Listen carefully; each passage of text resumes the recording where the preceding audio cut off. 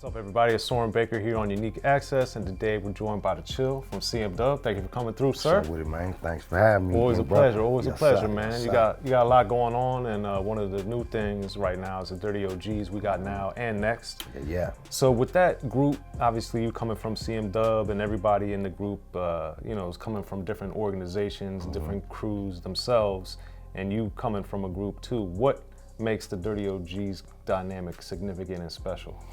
I mean, we old school partners. We more partners than a group. Okay. You know what I mean? We homies. You know what I mean? I've been knowing Deee, Weazel, and Cocaine and Kurupt shit for over 20 years. Right. You know what I mean? So we're friends that come from the same struggle, under the same cloth, from different groups, you know what I mean, that felt like it needed to be done because our music is missing, so to say. You know what I mean? So we felt like if strength is in numbers. Right. So if we coming from four different sectors, that's strength. You know what I mean? He coming from South Central on the straight MC tip, Deee coming from Long Beach on a straight up super locked out tip. I'm coming from Compton on a production tip. Weazel coming from Pomona and Cocaine from the Mackin tip. You know what I mean? Right. That's controlling 4 barrels.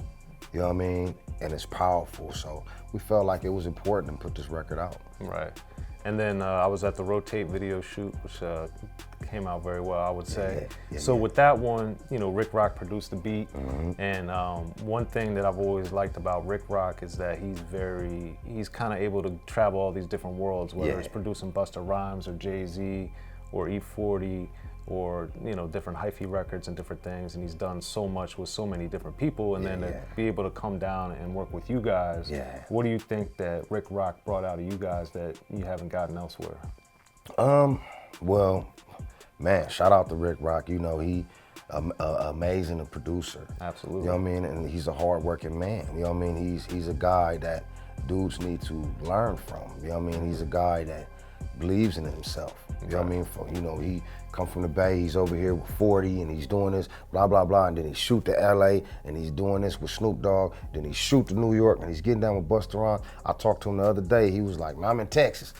I'm like, what you doing in Texas? Oh, I'm just dipping. I'm like, man, you just drive, and then you see him on Instagram or something, he's like, yeah, I'm tired, man, you know what I'm saying?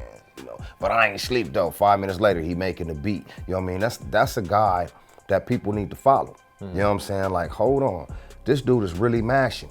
He don't need nobody to believe in him. He believe in himself. And if he believing in himself, everybody else is gonna believe in him. So what he brought to the Dirty OGs was just straight flavor. You know what I mean? It was just a moment. And it ain't even a moment if you don't capture it. So him making the Rotate beat and producing it, he like, listen to this. And really it's a secret in that beat.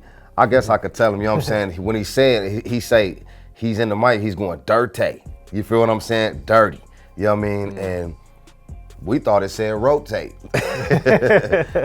So that's the name of the song, Rotate. That's a secret, Rick Rock. I shouldn't have gave that game up, but fuck it. You know what I'm saying? So, we just have fun. You know what I mean? It's a moment. We had to capture it, you know what I mean, and lock it in, you know what I mean? Kurupt was like, hold up, throw that beat back on. Cause I threw it on and then threw something else on, and Kurupt was like, throw that beat back on. I threw it back on, and I'm like, let's go, let's get it.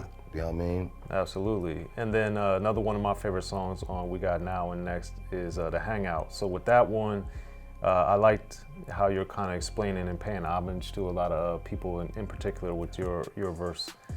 So with that record, why was that an important approach for you to take?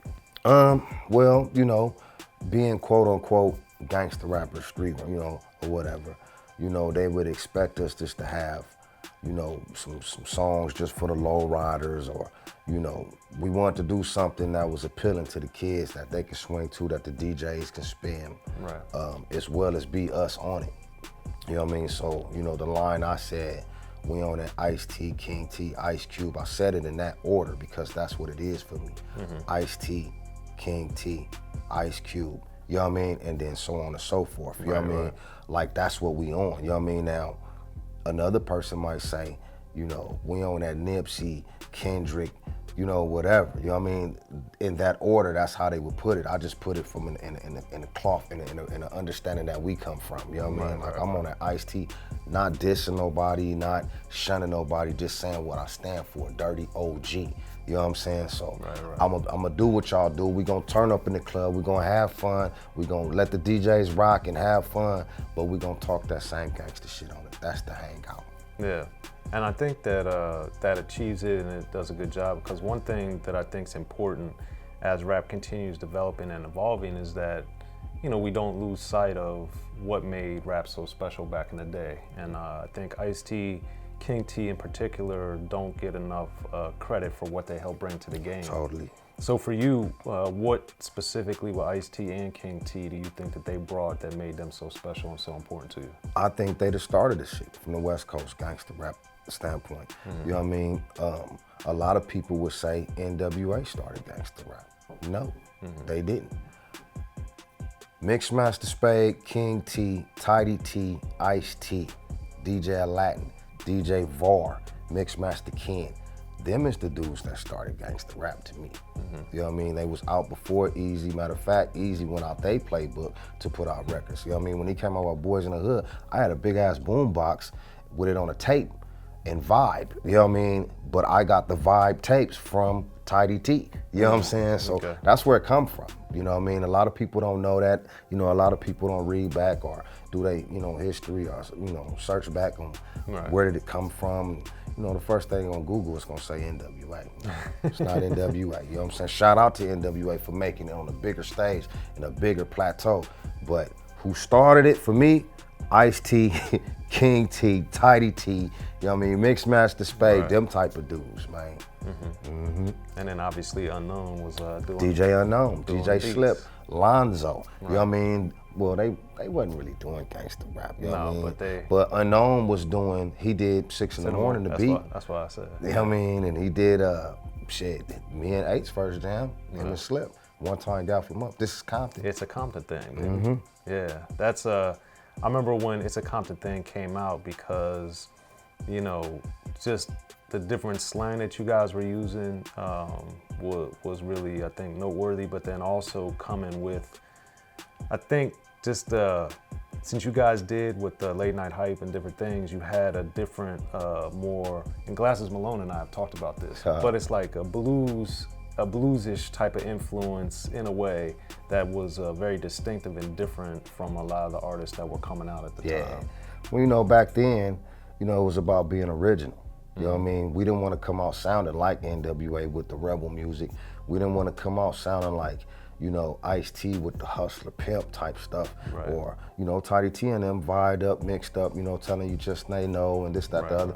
You know what I mean? We was more off into low riding, and our parents listened to a lot of old jazz music and, you know, those jazz, you know, loops, Blue Notes and Grover Washington and, you know, even like Donny Hathaway, the blues records, and you know, we grew up listening to that. I would go into Eight Mom's house and she'd be listening to Bobby Blue Bland, and then I turn around, I go to my house and my mom's listening to the Clark sisters.